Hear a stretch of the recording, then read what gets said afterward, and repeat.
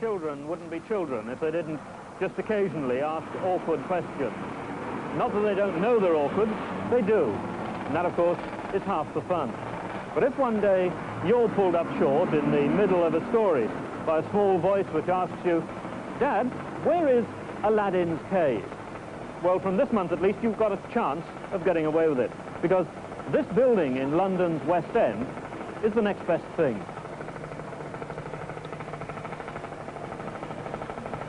Aladdin's cave, behind a 600-weight door and a facade of Welsh slate.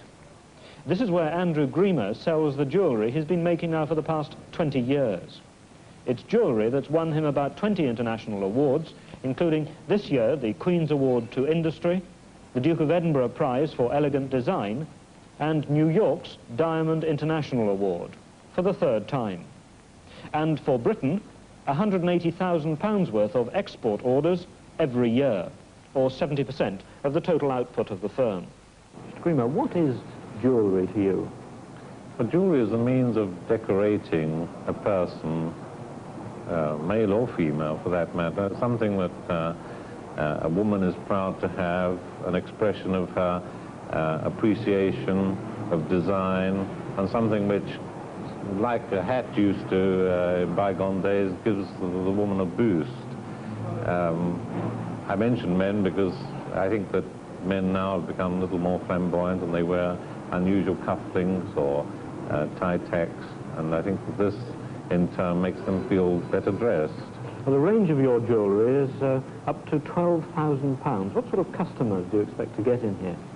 Well, a lot of my customers are industrialists, bankers, the acting profession, medical people. Men instead of women? Mainly men, yes. I find that when one gets into the higher price bracket, it's the man that makes the decision. When we're so short of gold as a nation, why do you think it is that London has developed into what you term the centre of the modern jewellery business? Well, of course, the question of shortage of gold doesn't really come into it, because the amount of gold that's used by the jewellery trade is infinitesimal compared with the amount that's used in industry generally. But coming to the point of why London has become the centre of the modern jewellery world, well, I think that this swinging London theme has affected us in many ways.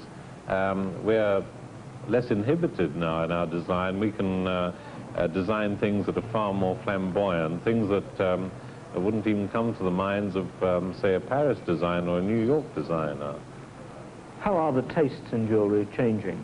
Jewellery has increased in size tremendously since the 40s, for example. People don't wear tiny little pins anymore or small rings. Everything is very much bulkier and more baroque.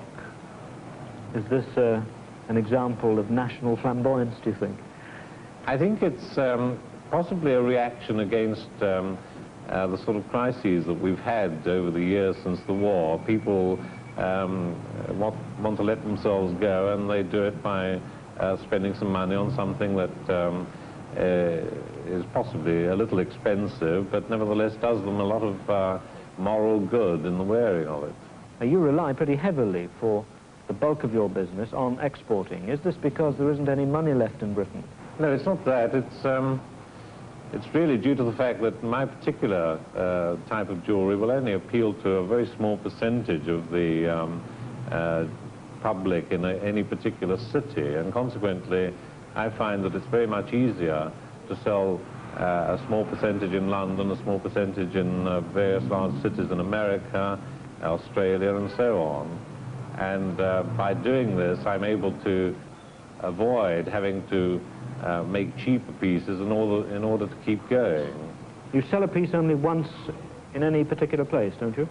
Yes, this is true. In any particular country, in fact, the pieces are exclusive. In fact, the more expensive pieces are only made once anywhere in the world. But what if somebody came to you and said, "I adore that piece, I really want it, I will give you what you want for a reproduction of that piece"? I think I'd die of fright. Would you do it?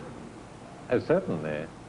provided that the person who bought the original one wouldn't object. And would you ask his or her permission? Oh, certainly, yes, and I wouldn't do it if they objected. Even though it might cost you thousands? Yes, this doesn't come into it. I mean, the ethics of the business are more important than the monetary recompense.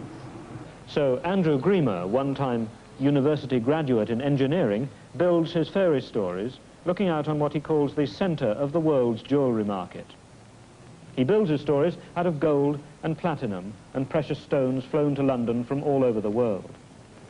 And as we started with Aladdin, why don't we end with Alice, through the looking glass, of course.